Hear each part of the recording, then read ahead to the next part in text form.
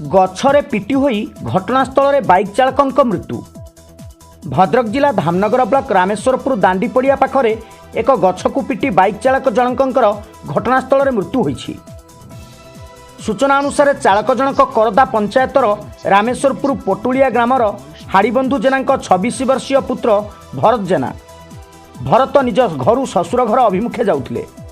कौनसी कारणरू भारसाम्य हराई रास्ता कड़े थिबा एक गछकु पिटिथिले।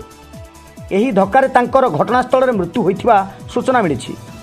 तेबे घटनार खबर पाई धामनगर दमकल बाहिनी सहित धामनगर थाना अधिकारी श्री बल्लभ साहू घटनास्थल में पहुंची सबको व्यवच्छेद पाई पठाइबा सहित घटनार तदंत करुछंती।